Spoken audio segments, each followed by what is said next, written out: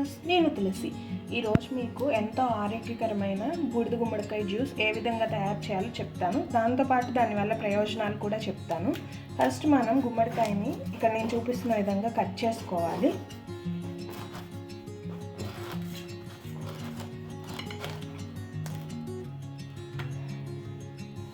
ఇక్కడ మనకి ఈ సీడ్స్, ఈ తొక్క అన్నది తీసేయాలి. దీని పీల్ మొత్తం నీట్గా ఇక్కడ ఇలా తీసినట్లయితే చక్కగా వెళ్తుంది. కొంచెం మందంగా ఉంటుంది కాబట్టి ఈ విధంగా కట్ చేసుకోవాలి.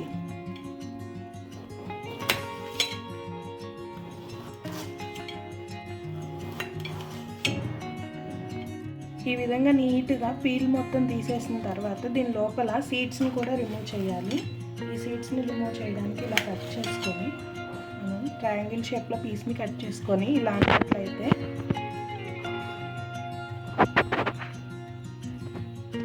ఇలా తీస్తే సీడ్స్ రిమూవ్ అయిపోతాయి.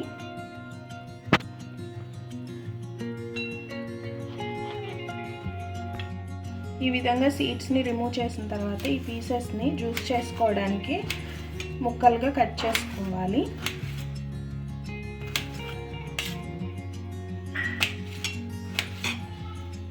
ఈ విధంగా ముక్కలుగా కట్ చేసుకున్నటువంటి గుమ్మడికాయని మిక్సీ జార్లో వేసుకోవాలి.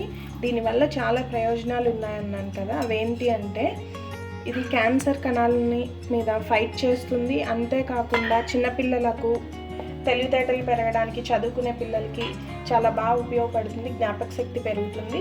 ఇది బ్రెయిన్కి మంచి రిలాక్సెంట్లా కూడా వర్క్గా కట్ చేసుకున్నాం కదా, దీనిలోకి ఇప్పుడు ఇది బాగా చలువ చేసే గుణం ఉంటుంది. కాబట్టి మనకి జలుబు అలా చేయకుండా ఎర్లీ మార్నింగ్ తాగుతాం కాబట్టి ఒక 4-5 మిరియాల గింజలు వేసుకోవాలి. కొంచెం చిటికెడు సాల్ట్ వేసుకోవాలి. ఇప్పుడు దీన్ని మిక్సీ పట్టుకోవాలి.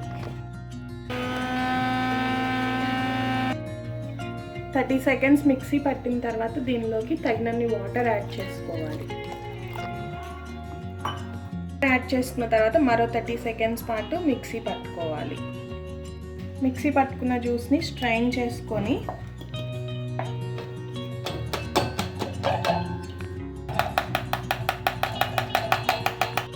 ఈ విధంగా ప్రిపేర్ చేసుకున్న జ్యూస్ని సర్వ్ చేసుకోవాలి. సర్వ్ చేసుకునేటప్పుడు దీనిలోకి లెమన్ మరియు హనీ యాడ్ చేసుకోవడం వల్ల టేస్ట్ అన్నది కొంచెం బాగుంటుంది.